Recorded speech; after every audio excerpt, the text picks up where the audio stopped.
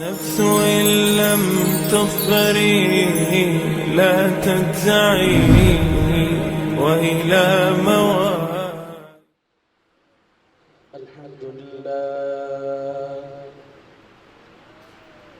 الحمد لله نحمده ونستعينه ونستغفره ونؤمن به ونتوكل عليه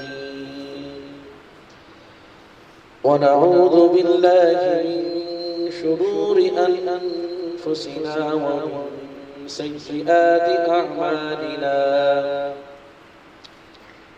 من يهده الله فلا مضل له ومن يضلل فلا هادي له ونشهد أن لا إله إلا الله وحده لا شريك له ونشهد أن سيدنا وحبيبنا وشفيعنا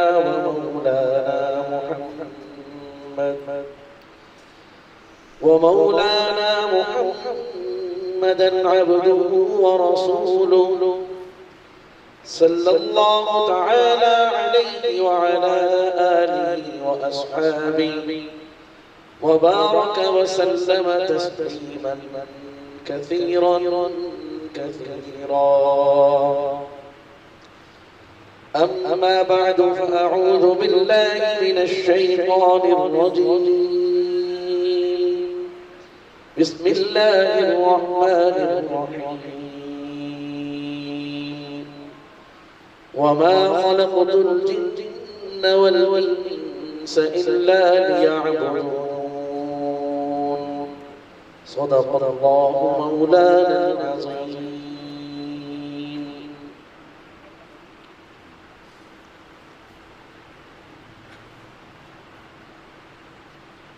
نہایت واجب الاحترام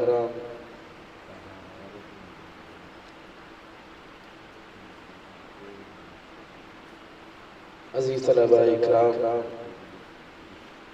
السلام علیکم ورحمۃ اللہ تعالی وبرکاتہ.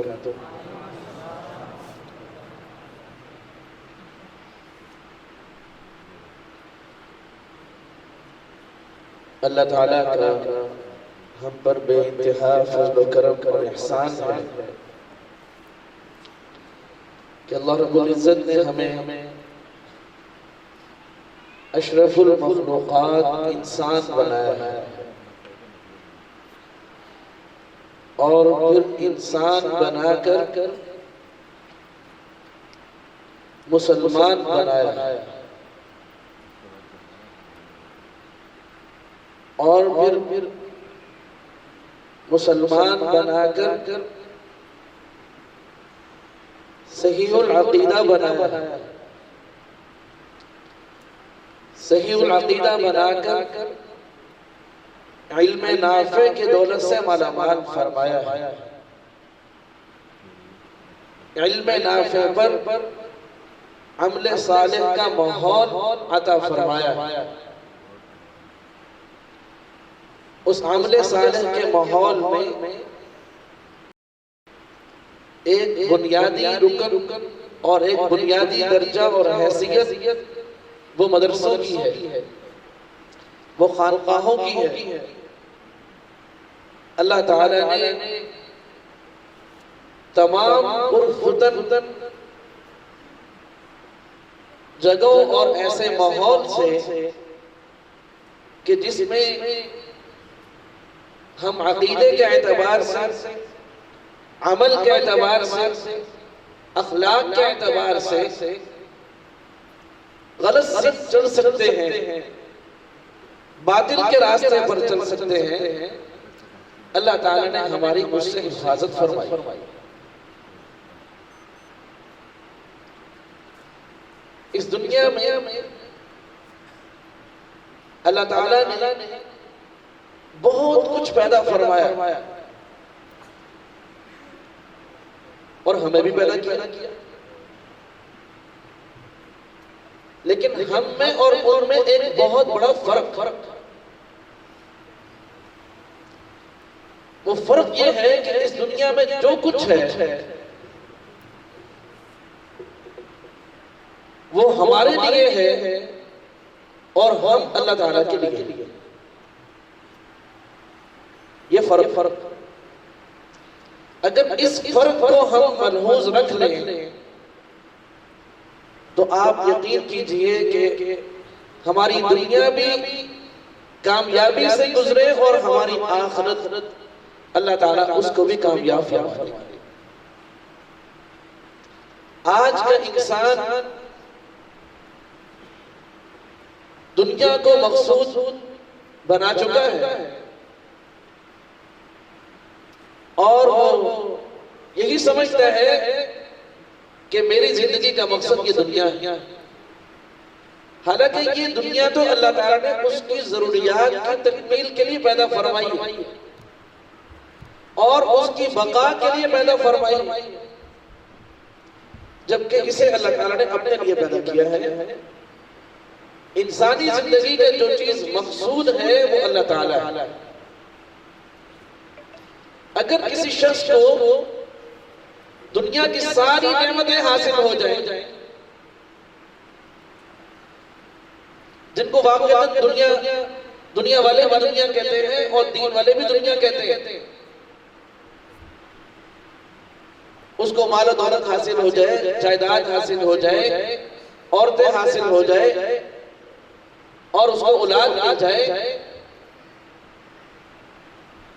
یہ سب کچھ ملنے کے باوجود اس شخص کا جو تعلق ہے وہ اللہ تعالیٰ کے ساتھ قائم نہ ہو، اللہ تعالیٰ کی ذات اس کو نہ ملے، اللہ کی رضا اور اللہ کی محبت پر، اللہ کی ذات پر ایمان، یہ چیزیں اگر اس کو نہیں ملی تو وہ آدمی محروم ہے. جو اس کی زندگی کا مقصد تھا وہ اس کو حاصل نہیں ہوا. زندگی کا مقصد اللہ کا تعلق حاصل کرنا ہے، اللہ کی محبت حاصل کرنا ہے، بلکہ اللہ کی ذات کو حاصل کرنا ہے. یہ زندگی کا مقصد ہے. اور جو آیت کریمہ میں نے آپ کے سامنے پڑھی ہے اس میں یہی بات سمجھائی گئی کہ تمہیں میں نے اپنی عبادت کے لیے پیدا کیا، بندگی کے لیے پیدا کیا. بظاہر الفاظ تو یہ سمجھاتے ہیں کہ بس انسان کی زندگی کا مقصد یہ ہے کہ وہ اللہ تعالیٰ کی بندگی کرے اور اس کی عبادت کرے. ایک بات پہلے عرض کر دوں پھر آگے چلتا ہوں کہ یہاں جو اطاعت کا اور بندگی کا لفظ بولا جاتا ہے اس کا مقصد یہ نہیں ہے کہ آدمی چند محدود جو عبادات ہیں ان کو بجا لے، جیسے نماز، روزہ، حج، زکوٰۃ، قرآن کریم کی تلاوت، درود شریف کا اہتمام، ذکر اللہ، اور اس کے بعد جو اس کی زندگی ہے اس میں وہ اس کے لیے اللہ تعالیٰ کی عبادت کا کوئی راستہ نہیں ہے. یہ مقصد نہیں ہے، بلکہ عبادت کا مقصد یہ ہے، بندگی کا مقصد یہ ہے کہ انسان اپنی زندگی کے تمام کاموں کو اللہ تعالیٰ کے حکموں کے مطابق کرنے والا بن جائے. اگر کوئی شخص نماز پڑھتا ہے اور وہ نماز جیسی اہم عبادت اللہ تعالیٰ کے حکم کے مطابق نہیں کرتا تو وہ نماز بھی عبادت نہیں. لیکن اگر ایک شخص تجارت کرتا ہے اور مزدوری کرتا ہے اور وہ تجارت، مزدوری، دنیا کا کوئی بھی کام وہ شریعت اور اللہ کے حکم کے مطابق کرتا ہے تو اس کا بظاہر یہ دنیا کا کام بھی دین ہے. اس لیے اطاعت اور بندگی کا، عبادت کا جو لفظ آتا ہے اس کا مطلب یہ ہوتا ہے کہ انسان اللہ تعالیٰ کی اطاعت کرنے والا بن جائے، کہ زندگی کے تمام شعبوں کو، تمام کاموں کو اللہ تعالیٰ کے حکموں کے مطابق کرے. یہ ہے عبادت. اب اگلی بات عرض کرتا ہوں جو میں کر رہا تھا وہ یہ کہ بظاہر یہ معلوم ہوتا ہے کہ انسانی زندگی کا مقصد جو ہے وہ نماز پڑھنا ہے. انسانی زندگی کا مقصد جو ہے وہ قرآن کریم کی تلاوت کرنا ہے، حج ادا کرنا ہے، عمرہ ادا کرنا ہے، زکوٰۃ ادا کرنا ہے. تو سوال قائم ہوگا، سوال لوٹے گا ہماری طرف کہ پھر ان عبادات کا کیا مقصود ہے؟ اس لیے میں نے یہ بات عرض کی کہ انسانی حیات کا، انسانی زندگی کا جو اصل مقصد ہے وہ یہ ہے کہ وہ اللہ تعالیٰ کو پالے۔ عبادات سے بھی یہی مطلوب ہے۔ اگر ایک شخص نماز پڑھتا ہے اور نماز پڑھنے سے اس کا مقصود اللہ نہیں ہے، اس کا مقصود لوگ ہیں، تو اب بظاہر پڑھی تو اس نے عبادت ہے، نماز پڑھی ہے، ہم عبادت کی، لیکن اس کا مقصود لوگ ہیں، تو نماز بھی اس کی ضائع ہے اور بیکار ہے۔ عرض یہ کر رہا ہوں کہ عبادات سے مقصود بھی کیا ہے؟ اللہ تعالیٰ کا حصول ہے کہ اللہ کی رضا حاصل ہو جائے، اللہ کی محبت حاصل ہو جائے، بلکہ اللہ کی ذات ہمیں حاصل ہو جائے۔ میرے دوستو، آج ہم کیا دیکھ رہے ہیں؟ یہ آج کے اس دور کا بہت بڑا المیہ ہے جس پر آج میں گفتگو کرنا چاہتا ہوں۔ وہ المیہ یہ ہے کہ علم موجود ہے کہ نماز فرض ہے، علم موجود ہے کہ قرآن کریم کے ایک ایک حرف پر اتنی نیکیاں ہیں۔ اگر کسی مضمون پر گفتگو کرنے کا کہا جائے تو گفتگو پر قدرت حاصل ہے۔ علم موجود ہے کہ صدقات کا کیا اجر و ثواب ہے، علم موجود ہے کہ گناہوں کے ارتکاب پر کتنی سخت پکڑ اور سزا ہے، لیکن اس کے باوجود، علم ہونے کے باوجود، آج کے انسان کا بہت بڑا المیہ یہ ہے کہ اس کو شریعت پر اور دین پر عمل کرنا مشکل ہو گیا ہے، اس کی توفیق اس کو حاصل نہیں ہوئی۔ یہ بہت بڑا المیہ ہے۔ گناہوں میں دل لگتا ہے، نیکی میں دل نہیں لگتا، گناہ کرنا آسان لگتا ہے اور نیکی کرنا مشکل لگتا ہے۔ اس کی بنیادی وجہ یہ نہیں کہ لوگوں کے پاس علم نہیں۔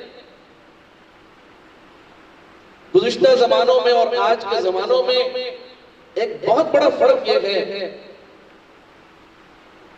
کہ گزشتہ زمانوں میں علم اتنا عام نہیں تھا، نہ اتنی کتابیں تھیں، نہ اس طرح کے جدید ذرائع ابلاغ تھے جیسے آج ہیں، نہ اتنے مدرسے تھے،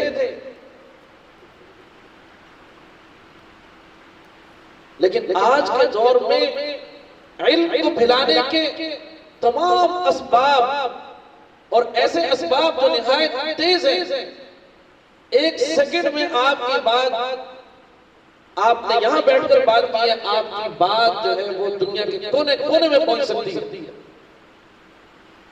اتنے تیز اسباب موجود ہیں، جہاں گزشتہ زمانوں میں اور اس زمانے میں یہ فرق ہے، وہیں یہ فرق بھی ہے کہ گزشتہ زمانوں کے لوگ جب دین کی بات سنتے تھے تو ساری زندگی کے لیے اس کے اوپر اپنے آپ کو عمل پیرا کرتے تھے، اور آج کا انسان علم کی باتیں اس کے سامنے سے گزر رہی ہیں، وہ دیکھ رہا ہے، پڑھ رہا ہے اور وہ سن رہا ہے، بلکہ بعض بات وہ بول بھی رہا ہے، سنا بھی رہا ہے، لیکن جب وہ خود اپنا جائزہ لیتا ہے تو پریشان ہے، خود پریشان ہے کہ میں اس پر عمل نہیں کر پاتا، عمل کی توفیق نہیں ہے۔ اس کی وجہ کیا ہے؟ اس کی وجہ یہ ہے کہ عمل جو ہوتا ہے، عمل اس کے لیے انسان کے دل میں ایک قوت کی ضرورت ہے۔ آج کا انسان اس اندرونی باطنی قوت سے محروم،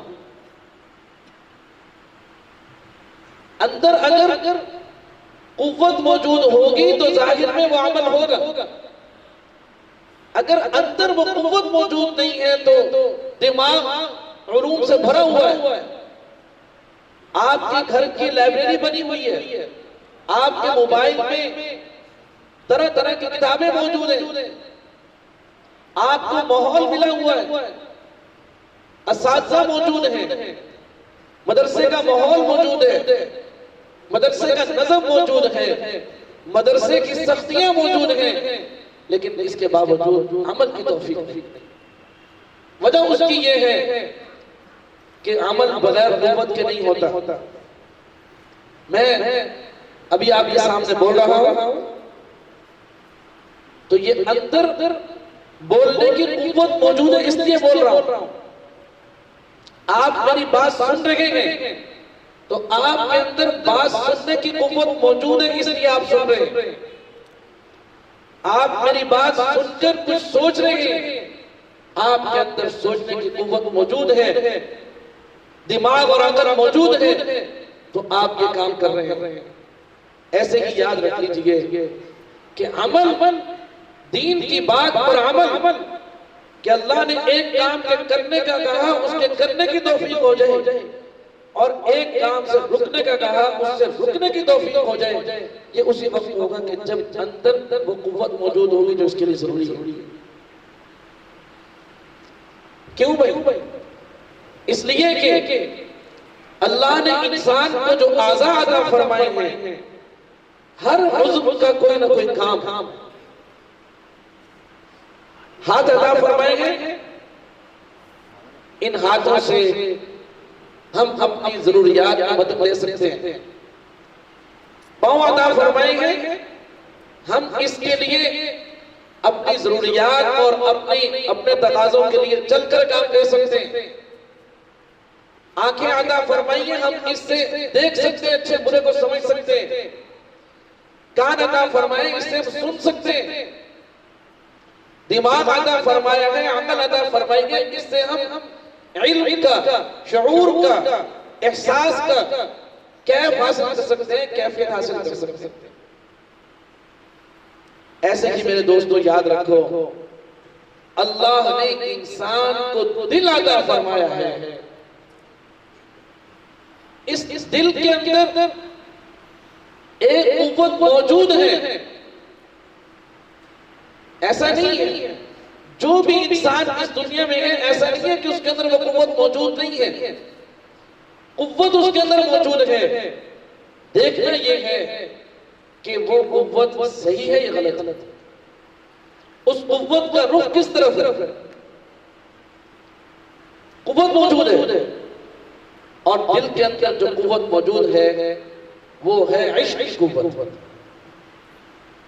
کہ ہر آدمی کے دل میں عشق کا مادہ اللہ نے رکھا ہے، دل کا کام ہی ہے۔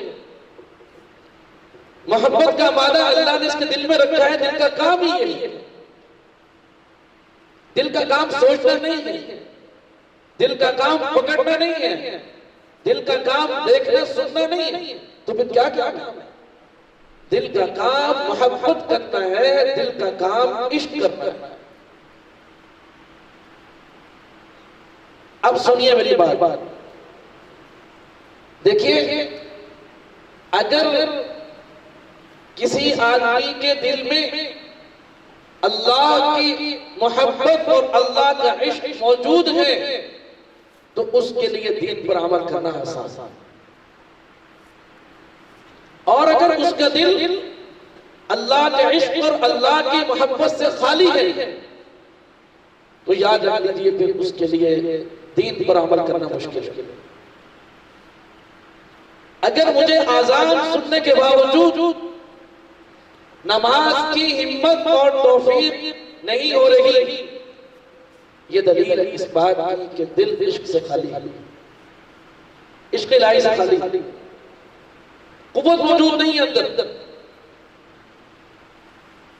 مسجد میں آیا ہے، فرض نماز پڑھ لی جیسے کیسے، سنتوں کی، وطروں کی، نوافل کی توفیق نہیں ہے، یہ دلیل ہے اس بات کی کہ اندر خالی ہے۔ محبت تو ہے لیکن محبت الہی نہیں ہے۔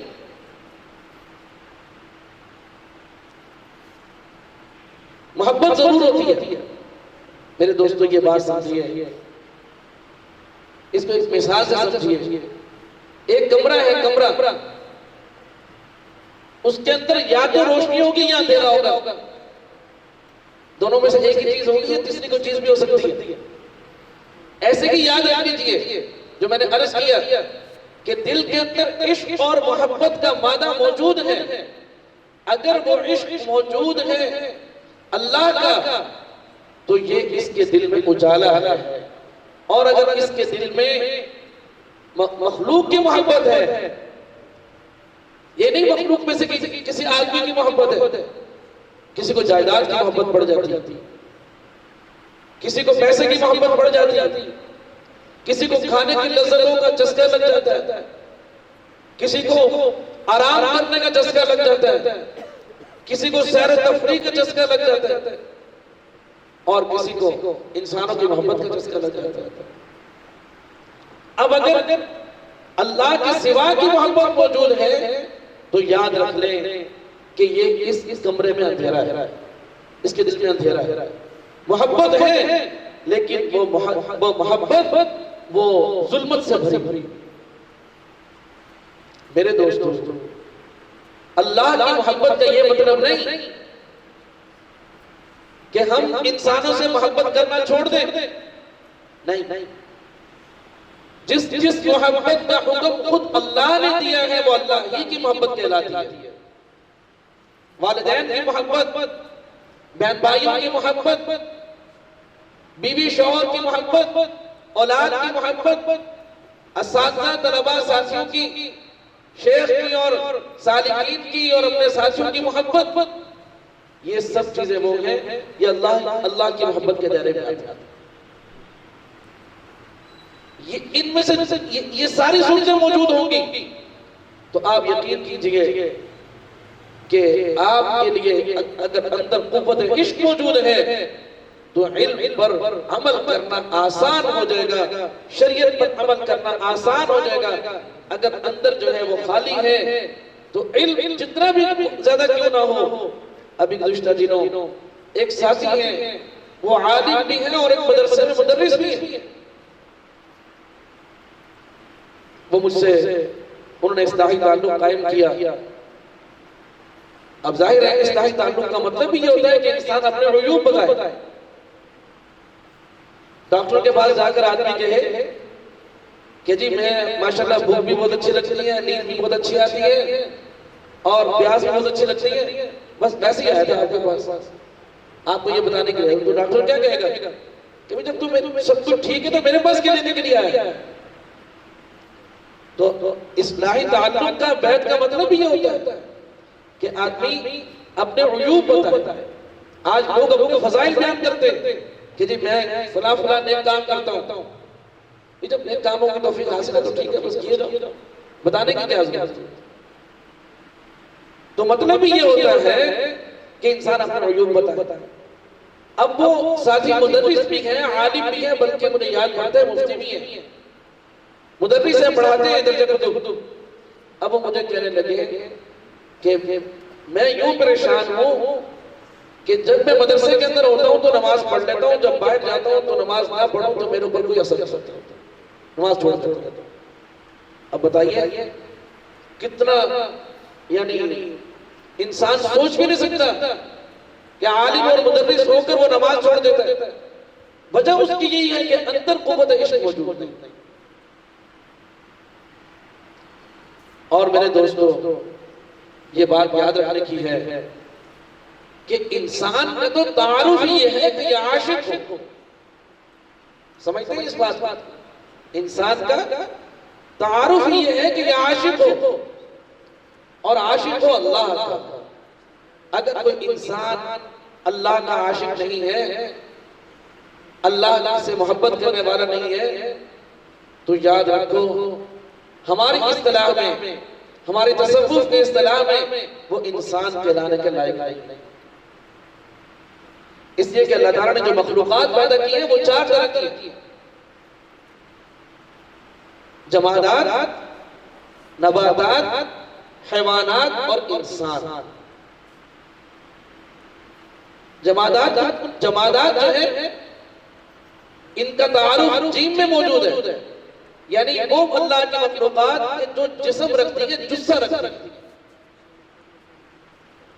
اور نباتات اس کا تعارف بھی اس کے پہلے لفظ پہلے حرف میں موجود ہے، نون کے اندر۔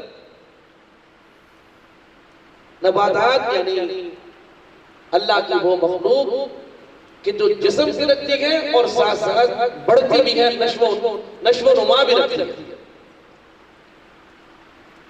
اور حیوانات اس کی کیا خصوصیت ہے، وہ بھی اس کے پہلے حرف میں موجود ہے کہ یہ جسم بھی رکھتی ہے، نشو و نما بھی رکھتی ہے، اور اس کے ساتھ ساتھ یہ حرکت بھی کرتی ہے۔ اور چوتھے نمبر پہ انسان کا پہلا حرف ہے حمزہ اور الف۔ اس کا مطلب یہ ہے انس باللہ، انسان کا تعارف بھی پہلے حرف سے موجود ہے کہ انسان وہ ہے کہ جو اللہ سے مانوس ہو جائے، جو اللہ سے محبت کرنے والا اور اللہ سے عشق کرنے والا بن جائے، وہ انسان۔ اب اگر کوئی چیز حرکت نہ کرے، ہم اس کو حیوان کہہ سکتے ہیں؟ اگر کوئی چیز جو ہے وہ بڑھے نہیں تو ہم اس کو نباتات کہہ سکتے ہیں؟ کوئی چیز جسم ہی نہ رکھے ہم اس کو جمادات کہہ سکتے ہیں؟ تو ایسے ہی اگر کوئی انسان اللہ سے ان سے نہیں رکھتا تو ہم اس کو انسان کہہ سکتے ہیں؟ ہم اس کو پھر انسان نہیں کہہ سکتے۔ تو انسان وہ تمام مخلوقات سے اس وقت ممتاز ہوتا ہے، اور یہ انسان اس وقت کہلاتا ہے کہ جب اس کے اندر عشق الہی کا مادہ ہوتا ہے، اللہ سے عشق کرنے والا۔ اور ایک بات آپ کو اور بتاؤں بڑے مزے کی، کہ یہ جو چار چیزیں ہیں ان میں سے ہر چیز جو ادنا ہے وہ اعلیٰ پر قربان ہے، جو ادنا ہے وہ اعلیٰ پر قربان ہے۔ چنانچہ آپ دیکھ لیں کہ جو جمادات ہیں وہ نباتات پر قربان۔ اب آپ کو درخت اگانے کے لیے زمین کو پھاڑنا ہے تو زمین اس نباتات کے لیے اپنے آپ کو قربان کر رہی ہے۔ کوئی نہیں کہتا، آج تک زمین نے نہیں کہا نہ کسی اور نے کہا کہ یہ آپ کیا کر رہے ہیں۔ تو جمادات جو ہے وہ قربان ہے کس پر؟ نباتات پر۔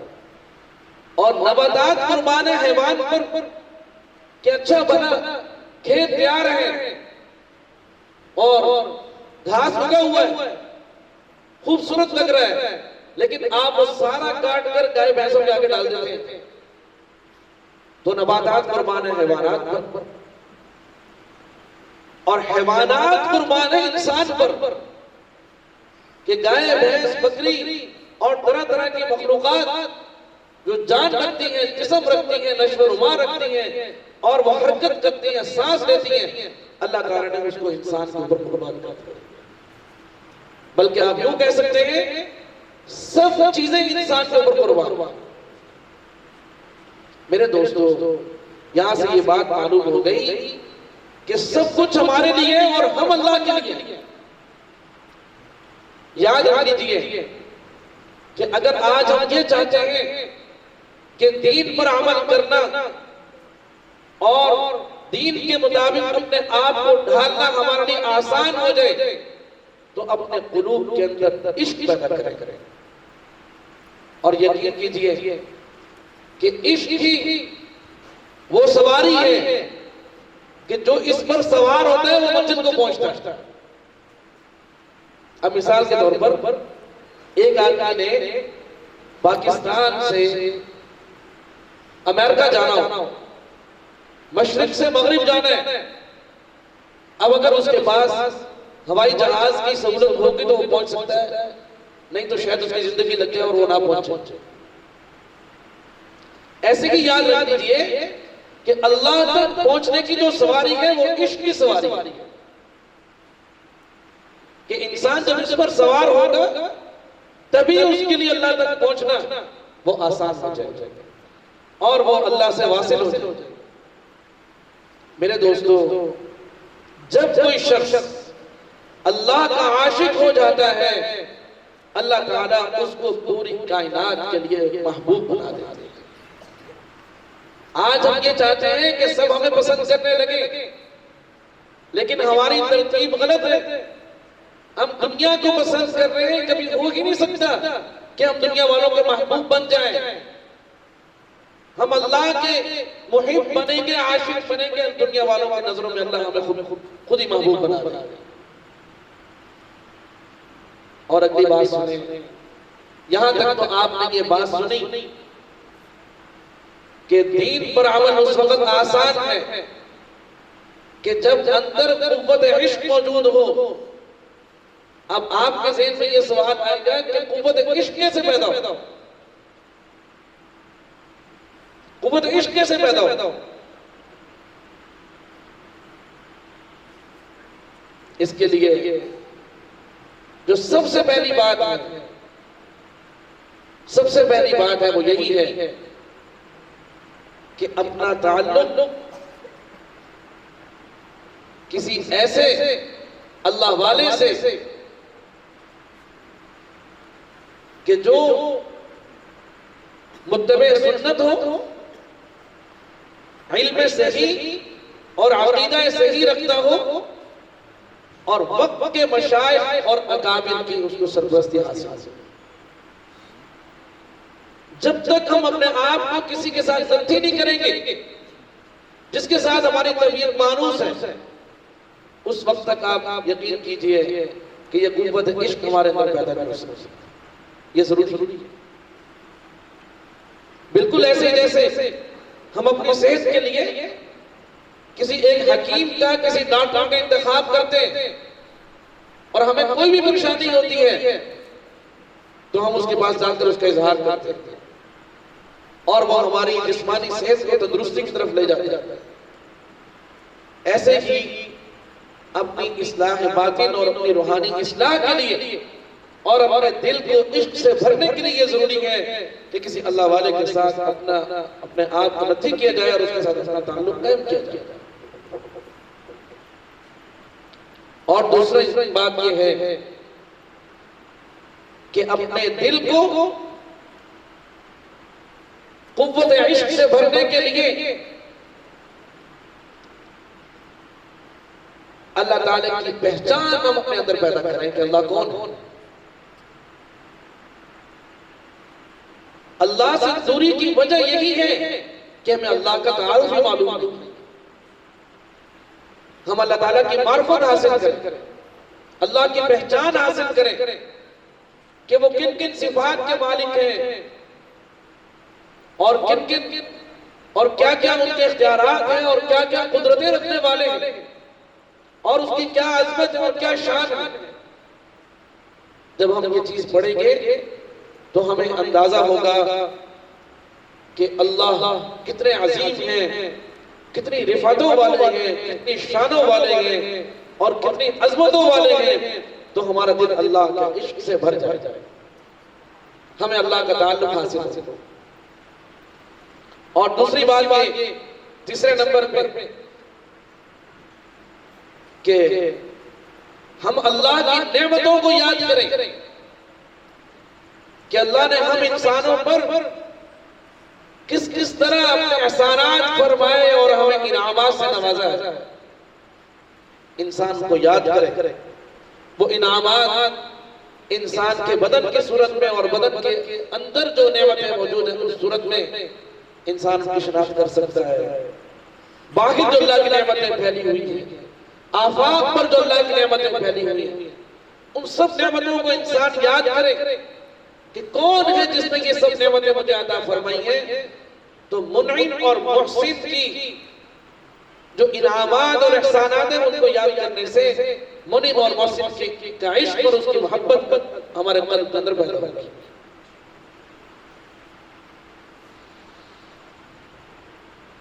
اور ایک صورت اللہ کی محبت، اللہ کا عشق اپنے اندر پیدا کرنے کی یہ ہے جو قرآن کریم میں بار بار بتائی گئی کہ اللہ کو کثرت سے یاد کرو، اللہ کو کثرت سے یاد کرو۔ یا ایھا الذین آمنوا اذکروا اللہ ذکرا کثیرا، اے ایمان والو اللہ کو کثرت سے یاد کرو۔ یہاں ذکر سے مراد اللہ کے، یعنی ایک مراد اس کی یہ بھی ہے کہ اللہ تعالیٰ کا نام کثرت سے لیا جائے، اس لیے کہ یہ اصول ہے۔ سن رہے بھائی سب توجہ سے سنیں، اس لیے کہ یہ اصول ہے کہ انسان جس کا نام بار بار لیتا ہے بالآخر اس کی محبت اس کے دل میں پیدا ہو جاتی ہے۔ یہ اصول اللہ تعالیٰ نے یہ جو بار بار فرمایا ہے کہ تم مجھے یاد کرو، کثرت کے ساتھ یاد کرو، میرا نام لو اور کثرت کے ساتھ لو، یہ دراصل ایک علاج بھی ہے کہ اللہ کا ذکر جب تم کثرت کے ساتھ کرو گے تو پھر قوت عشق پیدا ہوگی اور بالآخر تم اللہ سے مل جاؤ، تمہیں اللہ کی ملاقات اور اللہ کا حصول تمہیں نصیب ہو۔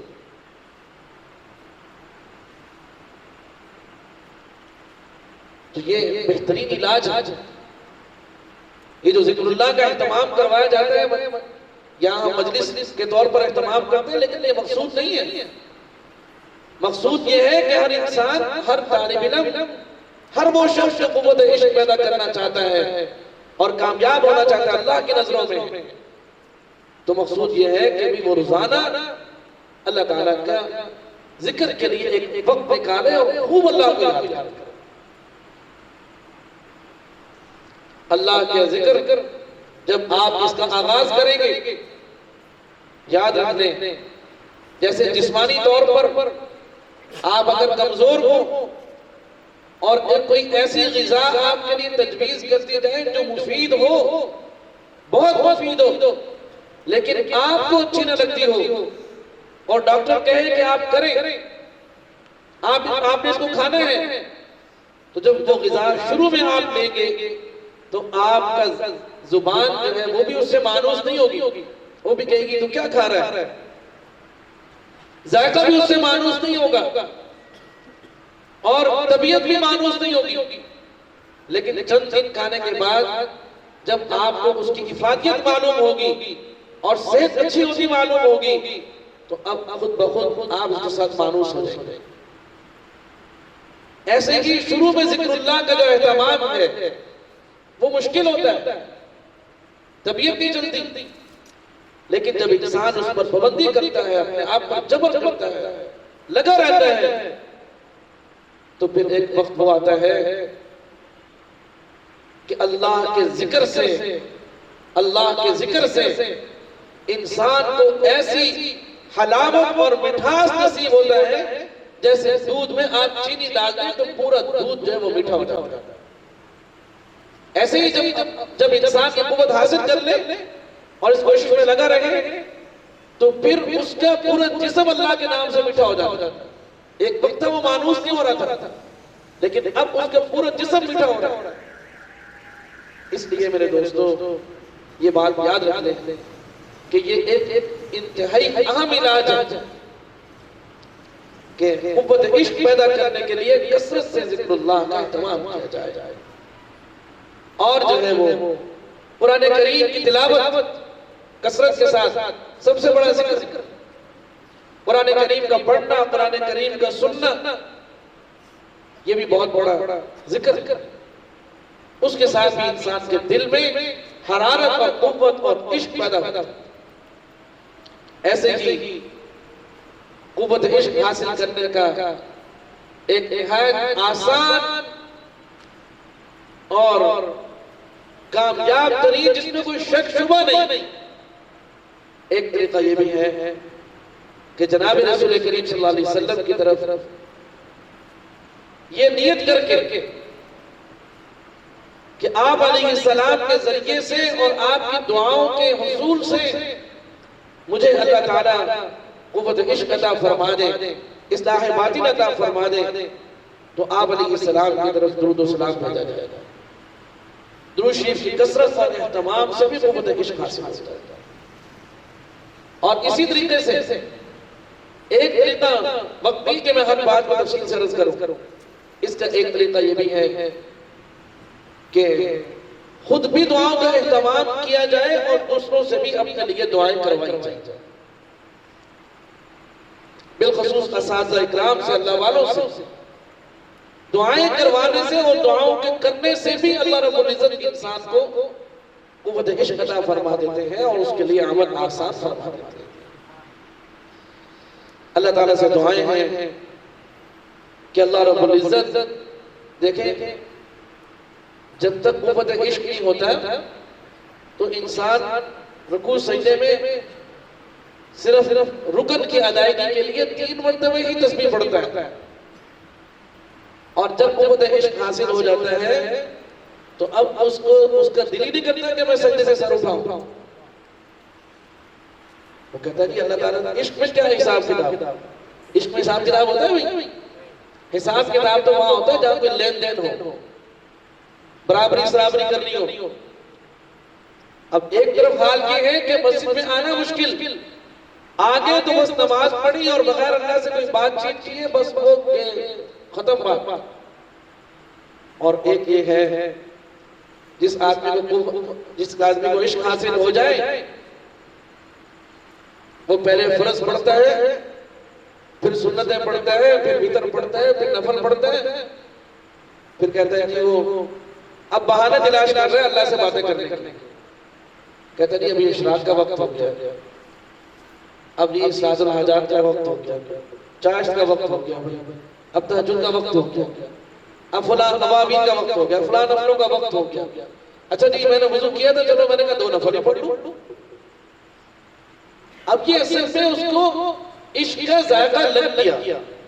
جب عشق کا ذائقہ لگ جاتا ہے، حضرت حاجی امداد اللہ صاحب مہاجر مکی رحمہ اللہ، ان کے سامنے کچھ نوجوان آئے اور انہوں نے آ کر کہا کہ حضرت جب جنت میں جائیں گے تو وہاں تو ہر آدمی کو اتنی حوریں ملیں گی، اتنے غلمان ہوں گے اور ایسی ایسی نعمتیں ہوں گی، اور جو ہے وہاں نماز تو معاف ہوگی، عبادات تو کرنی نہیں پڑے گی۔ تو حضرت نے پوچھا، حضرت نے فرمایا کہ بھائی میں تو جب جنت آباد ہو جائے گی اور مجھے جنت میں بھیج دیا جائے گا تو میں اللہ تعالیٰ کے پاس جاؤں گا اور اللہ تعالیٰ سے جا کے یہ عرض کروں گا کہ اللہ مجھے اجازت دے کہ میں آپ کے عرش کے سائے میں جائے نماز بچھا کر اور آپ کے سامنے ہاتھ مانگ کر کھڑا ہو جاؤں، میں تو اب بھی نماز پڑھنا چاہتا ہوں۔ یہ دل ان کا اللہ تعالیٰ کی محبت اور عشق سے بھرا ہوا ہے، اس لیے سوچنے کا انداز بدل گیا۔ نعمت کون سی بڑی ہے اور کون سی چھوٹی ہے، وہ سوچنے کا زاویہ بدل گیا کہ ہمارے ذہن میں حور بڑی نعمت ہے اور جس کے پاس قوت عشق ہے وہ کہتا ہے نماز بڑی نعمت۔ سوچنے کا زاویہ بدل۔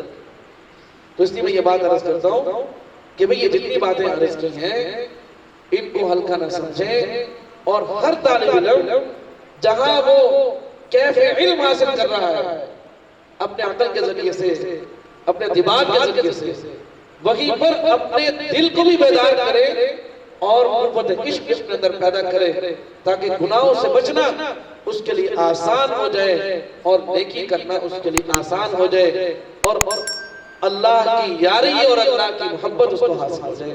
اللہ تعالی ہم سب کو عمل کرنے کی توفیق عطا فرمائے۔ وآخر دعوانا الحمدللہ رب العالمین۔ يا نفس إن لم تظفري لا تجزعي وإلى